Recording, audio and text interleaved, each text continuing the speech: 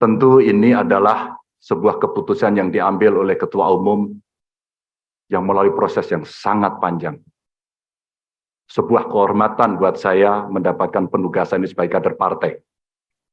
Di samping tentu ini tugas yang tidak mudah, maka kiranya kawan-kawan yang hadir, semua baik secara luring maupun daring, ada kepala daerah, ketua DPD, PDI Perjuangan, DPC, PAC, ranting, anak ranting, Satgas, dan seluruh komponen partai yang lain, kami mohon dukungan, kami mohon kritikan, saran. Inilah momentum buat kita untuk mengkonsolidasikan kekuatan untuk bersatu. One for all for one. Ibu Ketua Umum, Bapak Jokowi, seluruh hadirin yang sangat saya hormati. Tentu ini bukan penugasan saya yang pertama dari partai ini. Awalnya, sebelum masuk dalam jabatan publik, kami pernah ditugaskan oleh partai untuk membentuk, membidani lahirnya Badiklat Pusat. Setelah itu, partai juga memberikan penugasan kepada saya untuk ikut serta dalam melahirkan Badan Penanggulangan Bencana dan Departemen Otonomi Daerah. Setelah itu, penugasan berikutnya diberikan kepada saya untuk menjadi anggota DPR RI sampai 2 periode. Dan sampai dengan hari ini masih dalam jabatan yang saya emban, Ibu Ketua Umum dan PDI Perjuangan memberikan penugasan kepada saya sebagai Gubernur Jawa Tengah 2 periode, dan hari ini Ibu mengumumkan memberikan amanat kepada saya yang jauh lebih berat. Mudah-mudahan saya mampu, insya Allah saya akan berjuang dengan baik soal itu sebagai calon Presiden Republik Indonesia. Ibu Ketua Umum, tentu saja proses kaderisasi dan diklat yang saya terima bukan lahir begitu saja. Saya lahir dari partai ini, digembleng oleh partai ini, dan besar di partai ini.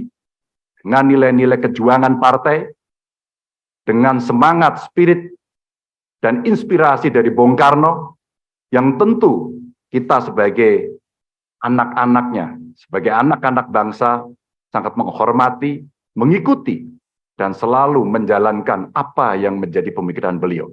Sebagai seorang pemikir politik, bagaimana beliau berbicara dalam taraf global, dalam taraf nasional, bahkan sampai yang kecil, sampai tingkat lokal, yang tadi disampaikan, bagaimana kita bersentuhan dengan rakyat secara langsung. Seluruh inspirasi dari pemikiran Bung Karno inilah yang kemudian mesti kita wujudkan. Tugas belum tuntas, harus kita tuntaskan oleh anak-anak bangsa. Bagaimana spirit dalam pembukaan Undang-Undang Dasar mesti kita wujudkan. Bagaimana negara ini bisa berdikari dalam bidang politik, kemudian berdaulat dalam bidang politik, berdikari dalam bidang ekonomi, dan tidak pernah lepas. Kita punya kepribadian dalam kebudayaan. Itulah yang memberikan spirit kami.